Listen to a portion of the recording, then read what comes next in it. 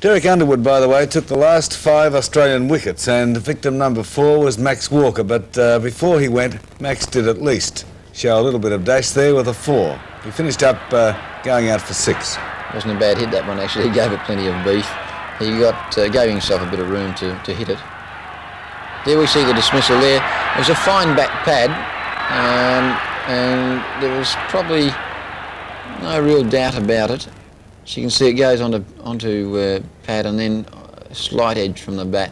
Greggy took a good catch there, really. You know, they've fielded well too, England. It hasn't just been their bowling, they've fielded well.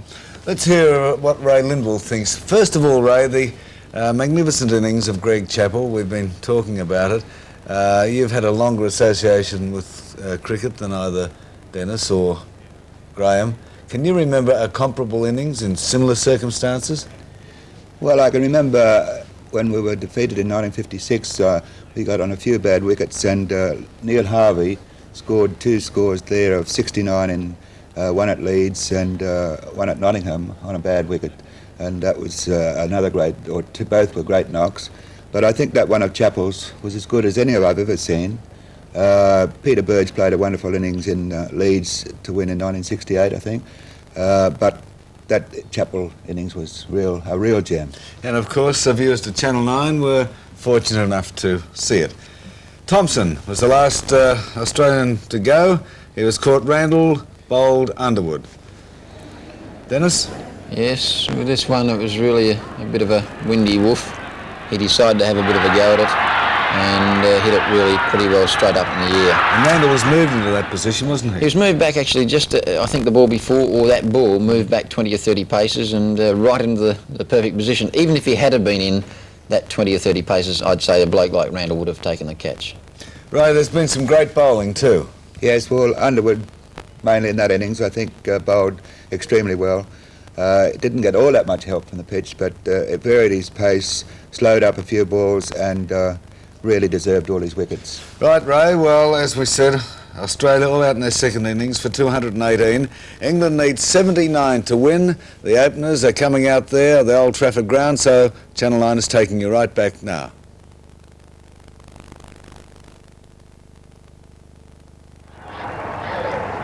OK, Ian, thank you very much indeed. Here come the England batsmen, and they've got in front of them tonight about 11 minutes to face. Dennis Amos and Mike Brearley. Those of you who may be wondering why it isn't possible to play extra time, the rules about time in test matches are quite explicit. Play stops at 6:30, unless an hour or more has been lost to rain earlier in the day, in which case play can go on till 7:30. And that makes sense because, who knows, the heavens could open tomorrow and Australia would still feel they were in with a chance. Funny things can happen at cricket.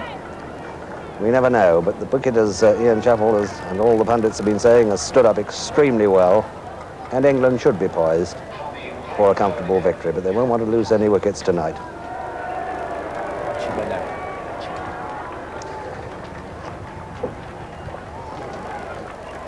It's Jeff Thomson to begin the attack from the Warwick Road end, and the commentator is Richie Benaud.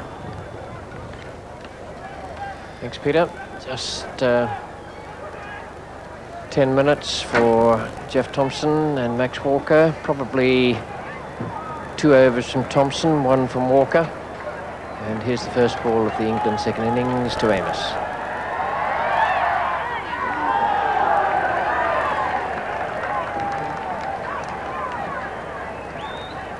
Australians will be hoping that Thomson has been doing his loosening up exercises in the dressing room, only having probably 12 deliveries to bowl out there.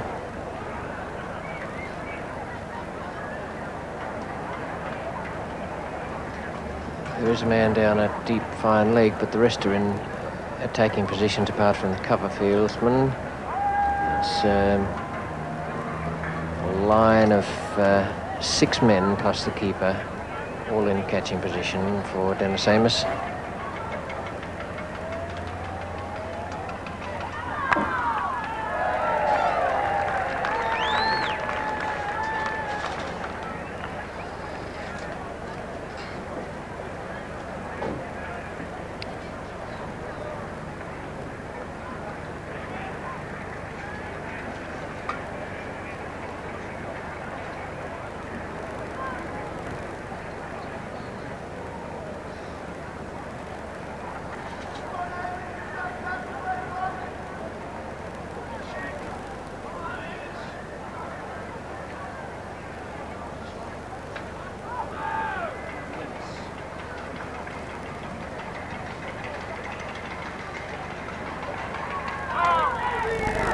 No ball called by umpire Ali.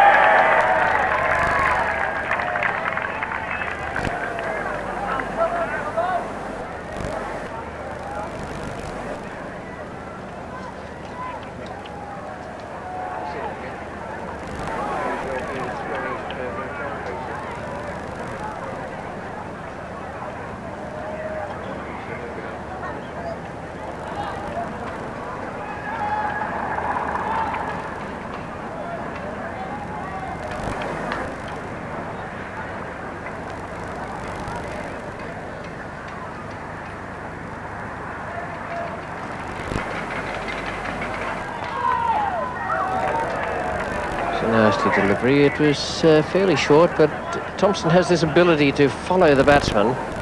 It's very difficult to get out of the road of a bouncer that's coming in at you. Now that one is pitched outside off stump, and it's speared back in at Amos, who did well to keep it away from the man at short leg. Ian Davis is in very, very close at short forward square. He's a matter of 2 yards at the most from Amos.